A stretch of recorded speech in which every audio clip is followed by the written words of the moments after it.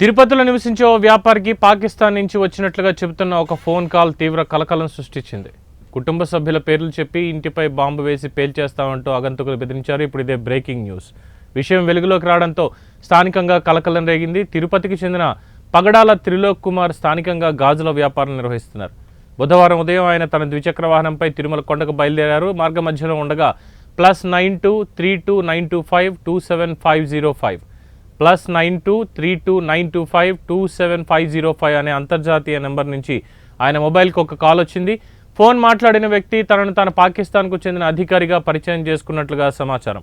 ఇక ఆగంతకుడు త్రిలోక్ కుమార్ కుటుంబ సభ్యుల పేర్లను ప్రస్తావిస్తూ, మీరు ఏం చేస్తున్నారో మాకంతా తెలుసు, జాగ్రత్తగా ఉండకపోతే మీ ఇంటిపై బాంబు వేసి పేల్చేస్తామని తీవ్ర స్వరంతో హెచ్చరించినట్లు బాధితుడు తెలిపారు.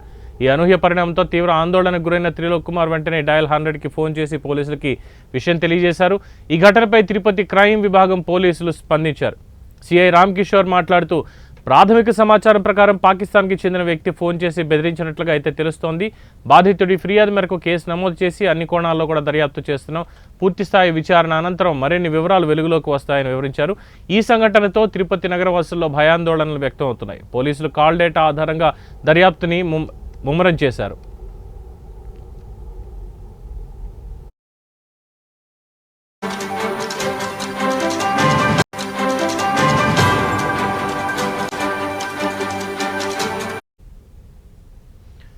ఒకవైపు పహల్గాం ఉగ్రదాడి తర్వాత ప్రతీకార చర్యగా ఆపరేషన్ సింధూర్, మరోవైపు రోజురోజుకు పెరుగుతున్న సైబర్ నేరాల నేపథ్యంలో ప్రజలు అప్రమత్తంగా ఉండాలంటున్నారు పోలీసులు, అధికారులు. ఏమైనా అపరిచిత కాల్స్ వస్తే, బెదిరింపులకు పాల్పడితే వెంటనే డయల్ 100కి ఫోన్ చేసి తమకి సమాచారం అందించాలని కోరుతున్నారు పోలీసులు. అంతేకాని భయపడుతూ ఉంటే మోసపోవడం, అనూహ్య పరిణామాలకు గురికావడం జరుగుతుందంటున్నారు పోలీసులు. అందుకే ప్రజలు అపరిచిత ఫోన్ కాల్స్ విషయంలో బీ కేర్ఫుల్.